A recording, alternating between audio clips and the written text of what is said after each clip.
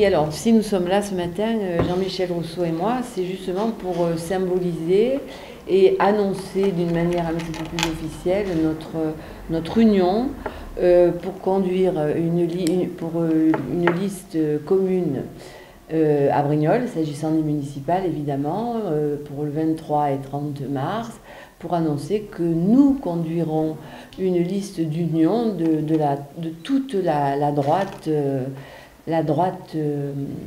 républicaine. Nous avons décidé d'unir nos forces pour Brignoles. Notre idée à nous, c'est nous sommes là pour Brignoles. Et mon slogan s'appelle « Tout pour Brignoles ». Donc nous allons continuer dans ce sens. L'idée est de donner à Brignoles, en nous unissant, une chance supplémentaire de changement, d'adaptation, d'innovation. Dans les jours qui viennent et les semaines qui viennent, nous allons présenter notre programme, si je peux l'appeler comme ça, notre programme commun, bien entendu, où tous les deux nous y mettrons toutes nos forces et nos envies de changement par rapport au Brignoles d'aujourd'hui, qui est une ville, disons, un peu sinistrée, mal connue, méconnue, qui chaque fois à l'extérieur, lorsqu'on parle de Brignoles, on a réussi le tour de force de faire sourire, sinon de ricaner, et nous on en a assez. Voilà, on en a assez et par conséquent on a envie de changer cette image et donc on va s'unir et on va proposer aux Brignolais un autre programme. L'idée étant évidemment de s'occuper sans doute un peu plus, on y reviendra peut-être dans le détail, du quotidien, de la vie de tous les jours, de s'occuper un peu plus d'économie, d'aide aux entreprises, s'occuper un peu plus de créer des emplois, s'occuper un peu de la vie de tous les jours et rendre à Brignoles son image d'il y a quelques années, c'est-à-dire une ville centre. Brignoles est exceptionnellement bien placée pour se développer complètement. Une ville de centre de territoire, je pense à la Provence verte, ville-centre, de ville sous-préfecture, de faire ressortir aussi toute son architecture.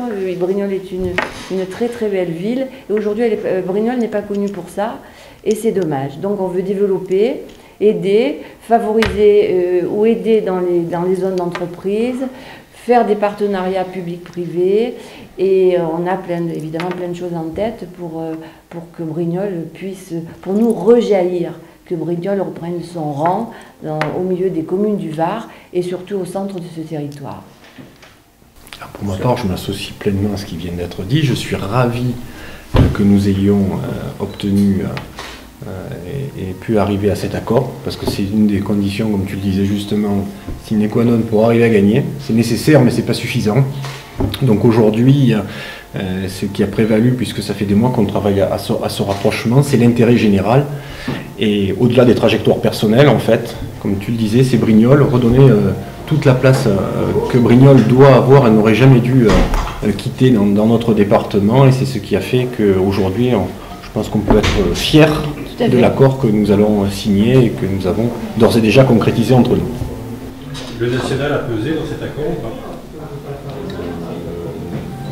Pour ma part, pas du tout.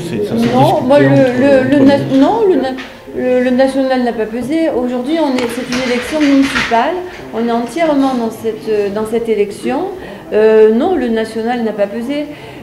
À Brignoles, il y a des forces qui sont en présence. Nous, on a décidé d'unir les nôtres pour Brignoles, uniquement pour Brignoles. Donc, non, le national n'a pas pesé dans cette affaire.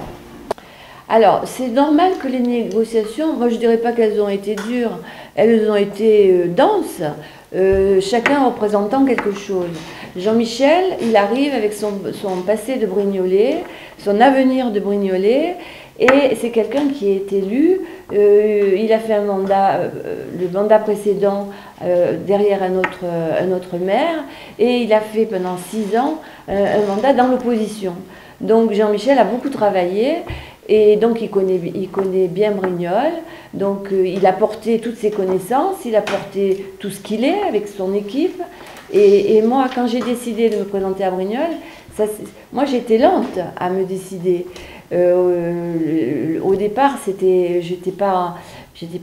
comment dirais-je, j'avais pas pensé que je devais un beau jour que je devais me présenter à la mairie de Brignoles. Ce qui a sans doute précipité les choses dans dans mon organisation, c'est de voir comment les choses étaient ressenties dans Brignoles. On a bien senti, avant les cantonales, qu'on allait avoir une montée du Front National, que les choses devenaient complètement compliquées. Et on peut en reparler des cantonales, mais ce n'est pas le sujet. Et donc, j'ai décidé de me présenter. À partir de là, il faut comprendre que j'ai bouleversé un peu ce qui était d'ores et déjà commencé. Jean-Michel Rousseau avait commencé déjà de travailler, il avait déjà annoncé sa candidature, donc c'était normal qu'on se rapproche. Donc c'est ce qui a été fait. Ça a été fait, oui, on s'est vu de très nombreuses fois. Et je dirais que le sondage qui est arrivé, le sondage qui est une image à un instant de la vie, qui est une image, était quand même était significatif.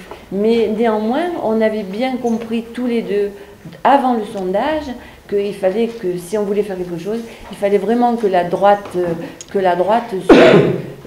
républicaine s'unisse. Les 8% du sondage vous ont incité à vous rapprocher un peu plus sur Rousseau ou pas? Pas plus que ça, nous avions entamé les discussions bien avant la publication du sondage. Moi je travaillais, avant que Josette ne porte candidature, sur le rassemblement de la droite et du centre depuis septembre 2012, donc bien avant, parce que connaissant bien le territoire, je savais et je sais que c'est une condition pour gagner. À chaque fois que la droite a été divisée à Brignoles, elle a perdu les élections. En 2001, nous les avons gagnés parce que nous n'avions qu'une seule liste de droite. En 2008, ce qui s'est passé avec la désunion, on est passé dans l'opposition. Et j'avais à cœur de ne pas renouveler cet exercice. Donc le sondage, je dis comme Josette, il est venu, il nous a éclairés. Et je crois que plus encore, on en était conscients tous les deux, c'est que la population nous a, je crois, sollicité, oui, c'est vrai, presque harcelés, pour nous dire « entendez-vous ». Et je crois qu'on les a entendus, on les a écoutés, et on ne pouvait pas passer à côté de cette aspiration des citoyens brignolais pour l'Union. Voilà, donc ça a été à la rentrée, après les vœux, le vœu majoritaire, c'était travailler ensemble. Voilà, donc on a exaucé le premier vœu d'une partie de la population.